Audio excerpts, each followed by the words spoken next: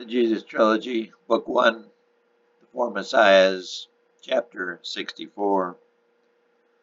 The morning sun was high and hot. The graduation speaker, Dr. Luke, was droning on about life's many opportunities and how graduates should try to take advantage of every opening coming his or her way.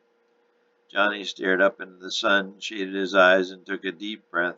The sweat was running down his back inside his hot gown, but he didn't care. It never had so much happen to him in 1 week. His father had died. He had been named MVP of the game of the century, and he had been sent this morning a contract by the Damascus Dragons. It would set him and his mother up for life, and oh yes, there was a new girlfriend, Diana. She had been at the game. She was a cheerleader, a junior at Jerusalem East. She waited for him after the game, and when their eyes met, the power of love was immediate. They had been inseparable all week. She had visited Zach's grave with Johnny and held him tightly while he cried on her shoulder like a baby. At the Saturday night party after graduation, he took her out under the olive trees near the school and proposed to her. Diana was not surprised and accepted with a 10-minute embrace. It was as if they had known each other all their lives. By some miracle, they had been brought together. Johnny was somewhat of a skeptic when it came to miracles, but a lot of his father's faith had rubbed off on him. He truly believed Diana was a miracle sent from on high. He knew it was meant to be. After he came home that night, he knelt by his bed and prayed, something he had not really done since he was in grade school. All the emotions he had held inside came pouring out at his bedside. He vowed to God that he would leave them there and press ahead in life. He would not look back, but drive straight ahead as he had done for so many years on the football field. Finally exhausted, he had fallen into a deep sleep. He also promised God that when the time came, he would take that job as the messenger for the Messiah. He suspected his father had known who the Messiah was, but his father had not told him, and Johnny did not ask. He knew when the time came he would know, and he also knew he would know just what to do. Football is a game of improvisation, and Johnny knew life would be the same way. As Dr. Luke droned on, he continued to daydream. His bloodshot eyes suddenly found Diana's lavender-colored eyes. "I love you," she whispered. "I love you," he whispered. Judas Week was no less than exciting. Dr. Luke had examined his ankle after the game and told Judas it was broken. The fibula, Doc called it. He'd have to wear a splint for a month. Judas figured that was the least of his worries. He had won 5,000 shekels with that dumb but heroic 2-point conversion to end the game and cover the 7.5-point spread. But in the process, he had caused Ching to lose $10 million. Judas figured Ching would send his goons to beat him to a pulp and probably kill him. Now, Judas was not afraid of anybody, but he suddenly had a lot to live for. Gentile was the most wonderful thing that had ever happened to him. He wanted to spend his life with her.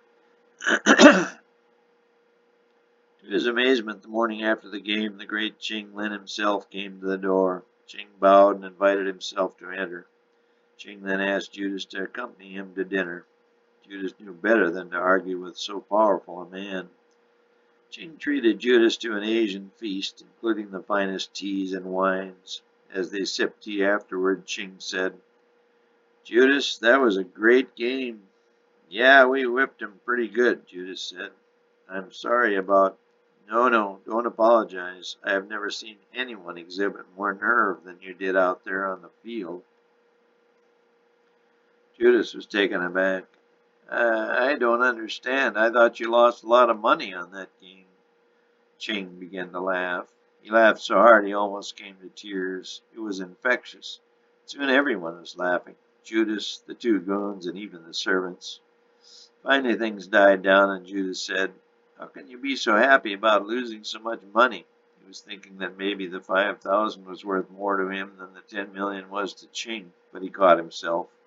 "No, that can't be. 10 million is a whole lot of money. Why is this guy so happy?" Ching started to laugh again, but he recovered and said, I like you, Judas. You got style. He began laughing again. But you still have a lot to learn, and I'd like to be the one to teach you. I'd like that, Judas said, still not believing what he was hearing. Son, the answer to your question is that I won money on that game. But how? You said I needed to keep the team under the spread, and I didn't, and Judas, Judas, Judas, I won 10 million on your victory. But how? Very simple. I bet 10 million on not to cover the spread at the beginning of the game, then I put 20 million on you to cover the spread at halftime. The guy from Viego couldn't believe the bet, but he gobbled it up in an instant. But how'd you know? I mean, we were down 36-10. Person would have to be crazy to put money on us, Judas said, a very quizzical expression on his face. Son, it was simple. Like taking candy from a baby. When your team came out for the second half, you didn't come out hanging your heads. You came out with your heads high. That told me you, Nazareth, was going to win, and when I saw you hobble out there, I knew you were going to beat that spread or die trying. I nearly did, Judas said, putting his hand to his chest in a melodramatic gesture. Ching burst out laughing again. He then motioned to one of his goons. The larger of the two came over. He must have weighed 300 pounds. He handed Judas a canvas bag. In it were heavy pieces of silver. 30 pieces, each inscribed 1,000. This is a token of my appreciation, 1% of my winnings. Judas' jaw dropped. He had never seen so much money. Thank you. Son, maybe we can do business again sometime. Barabbas sat next to Judas at the graduation ceremony. He was sweating profusely, partially due to the heat of the sun, partially due to another kind of heat. After the diamond heist, all 6 of the 6 Points group were arrested, all but Tara, who had died in the temple. But the evidence was too thin and they were released. The questioning had been particularly tough on Barabbas' father Abel, who was the acknowledged leader of the group. Chief investigator was a guy from Tarsus named Saul, one of Herod's generals. He was known as fearless and merciless. He worked Abel over pretty good, but could not break him. He wanted to know who was responsible for stealing the diamond and where it was. Though Saul had not put 2 and 2 together yet, Barabbas had. When news of the great diamond heist had leaked, Barabbas immediately figured everything out. The diamond had been in that football, that wobbly football.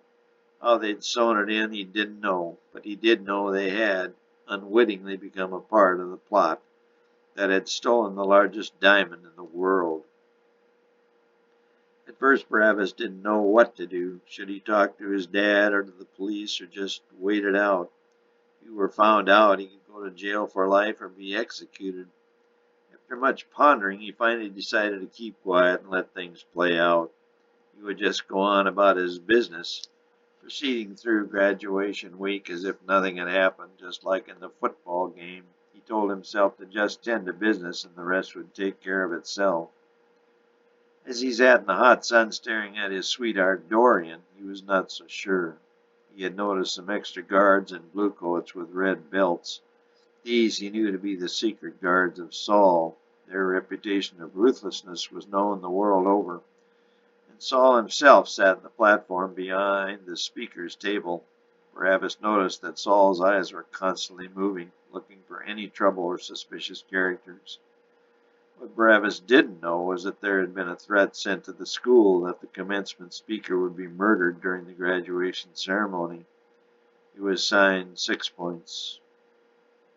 By the time that note had reached the school and Saul's office, the 6 Points leader was gone. Barabbas wished his father was there, but he understood. He, Barabbas, had also considered leaving the country, but he had received a note from his father telling him to stay put and act as if nothing had happened, and so he did, albeit uneasily. Barabbas didn't know that his father was in the audience disguised as one of the secret guards. Jesus and Mary were all smiles. Jesus was so happy that his father had felt well enough that day to make it to graduation. They had brought him in the cart and carried him to the front row handicapped section. Jesus had resigned himself to the fact that his Father was going to die, but all this past week, that imminent tragedy only served to crystallize his resolve to be that Messiah. He had doubted for months, even years, that he was the Messiah or could be him, and he was afraid he might have a stroke like old Zach for his lack of faith. But now he knew he would be the promised one, although he had no idea how to proceed in his new role. As the Messiah, the Savior of the human race from oppression, he would have to do much more preparation than he had so far. He had begun to reread the scrolls. He was a diligent reader and read every night. Each night he would seem to find something new about the Messiah and the wonderful yet awesome task ahead of him. He wished to go on to college, but now he had to take over his dad's shop. He accepted that. He would work hard every day just as his father did, and he would study every night. He had to learn everything he could so that when the time came to take action, he would be ready for everything and anything. Just as in football, the more you prepared, the more success you would have. The climactic game clearly proved that, without question. What was the final score? For some reason, he always had a hard time remembering it. God had not given him a chance at college, but neither had he been able to give his dear mother Mary that chance. She was the smartest person he ever knew, even smarter than his Mary of Magdala. God had given him the most wonderful woman in the world. What more could he ask? Mary sat next to Jesus on the stage. She had to march up with Judas due to the order of alphabetical arrangement, but by prior agreement between the two, Judas and Jesus had switched places. Jesus and Mary held hands during the whole service. Their palms were sweaty, more from the heat than from passion. Mary stared at him from time to time. The events of the past week had eased all her doubts, all her fear. She loved this man with all her heart and would do everything in her considerable power to cultivate and preserve that love forever. She would also continue her education at the College of Capernaum. She was very proud of her valedictorian status and wanted to use her talents to the fullest. Mary's foster parents were in the audience. Only they and she knew what her childhood had been like, a loveless life of constant fear and turmoil. But in this wonderful man, her Jesus, she was way out. Saw a way out, a way to love without fear and without conditions. She had never been this close to happy ever, and she vowed to never let him go. She would love this man forever. No one knows what the future holds but the Creator himself. Some of you will be doctors, lawyers, farmers, priests. Some of you will falter along the way. Some of you will become famous. Some of you will become rich. 4 of you already have become well known in all Judea as the 4 horsemen. This brought a loud rash of applause from the audience, including some high-pitched whistles. The applause finally died down and Dr. Luke went on. But fame and fortune, status and money, though all fine goals, are not what the doctor ordered. More applause. They are not only the things to strive for, they are to take a back seat to something far more important. What I challenge all of you seniors to strive for is one goal, that is to be a success, not in the eyes of the world, but in your own eyes and in God's eyes. If and when you near the end of your life, you can look back and say, I did the very best I could, no matter what the odds, then you will have achieved that all-important goal. You will be a success. Thank you.